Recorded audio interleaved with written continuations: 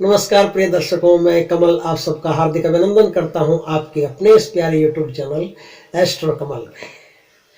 मित्रों, आज हम बात करेंगे साधना के पथ में सरलता का कितना महत्व होता है और सरलता कितनी साधनाओं से ऊपर निष्काम कर्म की साधना में आपको इतने ऊंचे आसन पर आरोपित कर देती है, विराजमान कर देती है, जिसका कोई सानी नहीं। परमात्मा को जो पसंद आती है वो सरलता आती है। योग करो, ध्यान करो, अध्यात्म कुछ भी दृष्टा, ये मैंने देखा है कई जातकों के, कई ऐसे योगियों के फोन आते हैं। कोई पूछता है महाराज दृष्टा क्या है, कोई पूछता है साक्षी और दृष्टा में क्या फर्क है, साक्षी और दृष्टा एक ही है कि नहीं। छोड़ो यार ये सब, आज की कहानी सुन लो बस। आज की कहानी सुनते साक्षी, दृष्टा, दृश्यमान, योग, प्राणायाम, धारणा, ध्यान, समाधि, प्रत्याहार सब खत्म हो जाएगा। सीधा एक ही प्रश्न रहेगा, वासुदेव सर्वमिदं, परमात्मा ही सर्वव्यापक है। परमात्मा के अतिरिक्त, परमात्मा के अलावा और कुछ नहीं है। आज की जो पवित्रता भरी कहानी है, उस कहानी को यदि आप सुन लेंगे तो और किसी साधना को करने की आवश्यकता नहीं, बस सरलता को अपने भीतर पैदा करना शुरू कर देंगे। कहानी है लियो टोल्स्टॉय की। लियो टोल्स्टॉय एक बहुत ऊंचे लेखक थे और उन्होंने एक कहानी लिखी। वो कहानी आज मैं आपके सामने प्रस्तुत करता हूं। उस कहानी को सुनिए, बड़ी बड़ी प्यारी कहानी है। और ऐसी दो कहानियां जुड़वा कहूंगा जो एक साथ होगी, बहुत प्यारी होगी, जो आपकी सरलता से जुड़ी होगी, जिसके सामने सारी साधनाएं फेल है, जिसके सामने सारा क्रियाकांड फेल है। हुआ यूं कि एक समय था जब एक जहाज समुद्र में कहीं यात्रा कर रहा था और अचानक समुद्र में तूफान आ गया। और तूफान में क्या हुआ, पूरा जहाज समुद्र में उलट गया, लोग मर गए। लेकिन 3 लोग उनमें से ऐसे हुए जो तैरते तैरते एक ऐसे अज्ञात टापू पर, द्वीप पर जाकर के उन्होंने द्वीप का किनारा पकड़ लिया, जिस पर कोई व्यक्ति नहीं रहता था। एकदम निर्जन स्थान था और थोड़े से तैरने के बाद वो द्वीप उनके हाथ में आ गया। द्वीप तो उनके हाथ में आ गया, द्वीप पर पहुंच भी गए, लेकिन अब करे क्या? कोई मनुष्य नहीं, खाना पकाने का कोई साधन नहीं, गैस का स्टोव नहीं, चूल्हा नहीं, कोई भी सुख सामग्री, कोई भी सुख सुविधा, कुछ भी नहीं। एकदम नितांत जंगल और पेड़ पत्तियां उस द्वीप पर, और कुछ नहीं। और पर्वत, चट्टाने, पेड़, यही सब, इनके अलावा, प्रकृति के अलावा और कोई साधन नहीं। वो लोग बड़े तड़पे, बड़े रोए, बड़े व्याकुल हुए, बार बार मर जाने को मन किया, बार बार आकाश की तरफ हाथ किया कि कोई ऐसा आए जो हमें लेकर के चला जाए। लेकिन कोई नहीं आया, कोई आने वाला भी नहीं था। ऐसे अनजान अज्ञात टापू पर, जिसका अभी तक मानचित्र में भी उल्लेख नहीं है, उस टापू पर कौन जाएगा, कैसे जाएगा, पता भी कैसे चलेगा? लॉन्गिट्यूड लैटिट्यूड में भी वो नाप में नहीं आता है, कहीं आता ही नहीं है, उसका पता ही नहीं है कि ऐसा कोई टापू है भी कि नहीं। ऐसे जजीरे पर, ऐसे टापू पर वो तीनों लोग जाकर के अपना बसेरा करने लगे। अब जब कोई है ही नहीं, पुकारने पर भी कोई आने वाला नहीं है, तो उनकी सारी आशा खत्म हो गई। सारी आशा समाप्त होने के बाद उन्होंने सोचा कि अब जीना तो नहीं तो ही पड़ेगा। तो उन्होंने जीना शुरू किया और जीते जीते जीते जीते उन्होंने परमात्मा की प्रार्थना करना शुरू कर दिया। अब वो सब कुछ भूल गए उस टापू पर, अपने नातेदारों को, रिश्तेदारों को, देश को, दुनिया को, यहाँ के हालचाल को, यहाँ की सारी जो खबरें होती, सब खबरों को भूल गए और एकदम कोरा कागज बन गए। अब उन्हें इतना ही याद है कि इस द्वीप पर हम 3 वैरागी रहते हैं और उन 3 वैरागियों का एक परमात्मा है, वो परमात्मा भी 3 है। तो 3 वैरागियों के 3 परमात्मा हम पर कृपा करें।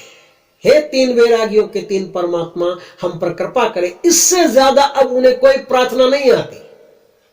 उन्होंने इतनी सरल ढंग से एकदम हृदय से ये प्रार्थना करने सीख ली कि हे तीन वैरागियों के तीन परमात्मा, हम पर कृपा करें।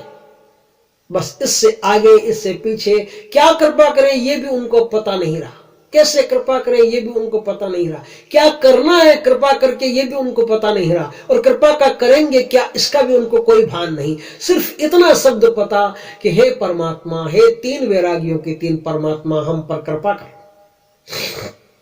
कहते हैं कई साल बीत गए, और कई साल बीतने के बाद एक बार ईसप अपनी नाव लेकर के उस टापू पर आ गया। गलती से उन्होंने देख लिया कि यहां हलचल है। ईसप ने अपनी नाव वहां रोक दी। ईसप भगवान का भक्त था, बड़ी पूजाएं करता था और बड़ी साधनाएं करता था, और जो पूजा करने की विधि थी ईसप से बढ़िया कौन जानता होगा। तो ईसप ने जब वहां अपने को उतारा उस टापू पर, और उसने देखा कि यहां तीन वैरागी रह रहे हैं और उनको प्रार्थना करना नहीं आता है, उनको प्रार्थना करना नहीं आता है। तो ईसप ने क्या किया, ईसप ने कहा कि ये तुम क्या कर रहे हो। उसने कहा कि भगवान के, उन्होंने कहा भगवान के प्रार्थना कर रहे हैं, और क्या कर रहे हैं, मुझसे ज्यादा कुछ जानते नहीं। ईसप ने कहा इससे ज्यादा कुछ जानते नहीं तो मैं तुमको बताता हूं, देखो ऐसे ऐसे वजू करते हैं, ऐसे हाथ धोते हैं, ऐसे पैर धोते हैं, ऐसे परमात्मा को प्रार्थना करते हैं। पूरी विधि बताई, और काफी लंबी चौड़ी विधि थी। अब जिसने इतने दिनों तक दूसरे मनुष्य का शब्द नहीं सुना, एकाएक पल्ले पड़ना भी मुश्किल है कि क्या कह रहा है, लेकिन ईसप कह चुका, वो सुन चुके, कान के पार हो गया, समझ में नहीं आया। उन्हें भी लगा कि शायद सुन लिया होगा, हम तीन हैं, तीनों में से एक ने तो किसी ने सुन ही लिया होगा। ईसप ने प्रार्थना समझाने के बाद में अपनी जहाज वापस रवाना की और उस टापू से दूर निकलता चला गया। तभी ईसप देखता है कि उनके पीछे तीन दौड़ती हुई समुद्र के पानी पर एक देवाकृतियां आ रही है, जो प्रचंड तेज से सराबोर, ऐसे तेज पुंज, तीन तेज पुंज ईसप की तरफ दौड़ते हुए आ रहे हैं। समुद्र पर चलते हुए, समुद्र पर दौड़ते हुए आ रहे हैं, पानी पर दौड़ते हुए आ रहे हैं। और वो दौड़ते दौड़ते ईसप के करीब पहुंच गए और ईसप से पूछा कि हे ईसप, आप अभी थोड़ी देर पहले हमको प्रार्थना बताए थे, हम भूल गए कि आपने क्या प्रार्थना बताई, कृपया हमें प्रार्थना वापस बताए। ईसप ने देखा कि ये लोग तो पानी पर चल रहे हैं, इन्होंने तो इतना सिद्धत्व प्राप्त कर लिया अपने जीवन में कि ये पानी पर चल रहे हैं, और इतना तो अभी मैं पहुंचा ही नहीं हूं। तो मतलब ये जो प्रार्थना कर रहे हैं, परमात्मा की प्रार्थना ये जो कर रहे हैं वो ज्यादा सही है। ईसप ने कहा कि छोड़ो छोड़ो जो मैंने बताया है, तुम जो पहले करते थे वही करते रहना, वही ठीक है। तुम जो पहले प्रार्थना करते थे उन्हीं प्रार्थनाओं को करना, वही प्रार्थना ठीक। मैं जो प्रार्थना बताऊंगा, अब मुझे लगता है कि मेरी प्रार्थना खराब है, आपकी प्रार्थना सही है। ये सब जान गया कि इनके मन की जो सरलता है उससे सीधा परमात्मा का तारतम्य हो गया, सीधा परमात्मा का तार जुड़ गया। अब बीच में कोई प्रार्थना, कोई शब्द आने वाले हैं नहीं, और शब्दों की विधियां भी आने वाली नहीं है। ये परमात्मा से अविधि से मिल गए हैं और सरलता से मिल गए हैं। सरलता ही इनकी अविधि बन गई है। विधि की आवश्यकता नहीं, प्रार्थना की आवश्यकता नहीं, शब्दों की आवश्यकता नहीं, ये तो शब्दातीत हो गए हैं। ये कहानी मैंने सुनी, इससे मिलती एक कहानी और मैंने सुनी, वो भी बड़ी प्यारी कहानी थी। आपको मैं वो कहानी भी बताता हूं, वो कहानी भी सुनिए। कहते हैं एक बार जंगल में, अरबिस्तान में जंगल में एक गडरिया था जो भेड़ों को चरा रहा था, और भेड़ों को चराते चराते आकाश की तरफ मुंह करके परमात्मा से बातें कर रहा है। गडरिया को परमात्मा के बारे में कुछ पता नहीं, और पता तो बड़े बड़े संतों को भी नहीं होता है, लेकिन ऐसा लगता है कि हमें शायद अच्छी प्रार्थना आती है। पता गडरिया को भी नहीं, पता संतों को भी नहीं, लेकिन संत शायद ऐसा सोचते हैं, साधु संत जो समाज में धर्म के अगुआ बनते हैं, मुखिया बनते हैं, वो ऐसा सोचते हैं कि हम शायद कुछ ज्यादा जानते हैं इनकी बजाय, इनको हम सिखा सकते हैं, उनको सिखा सकते हैं, हमारे पास ज्यादा बढ़िया विधि है। गडरिया अल्लाह ताला से, परमात्मा से, मुसलमान था तो अल्लाह ताला से, तो गडरिया परमात्मा से बातें कर रहा है आकाश में मुंह करके। वो क्या बातें कर रहा है, वो परमात्मा से कह रहा है कि हे परमात्मा, मेरे पास 100 भेड़े हैं, और 100 भेड़ों का काम करते करते मुझे फुर्सत नहीं मिलती नहाने की, और मेरे भी कभी कभी बाल उलझ जाया करते हैं, और मेरे भी बालों में जुएं पड़ जाती है, हे परमात्मा, मैंने सुना है कि तू तो इस पूरी कायनात का मालिक है, पूरी सृष्टि का मालिक है, और पूरी सृष्टि का मालिक है तो तू तो क्या नहाता होगा? तू तो कोई कई सालों में एक आध बार कोई गलती से नहा लिया तो नहा लिया, तेरे नहाना कहां इससे आता होगा? और तेरे बाल भी काफी लंबे लंबे हो गए होंगे, काफी बढ़ गए होंगे तुम्हारे बाल।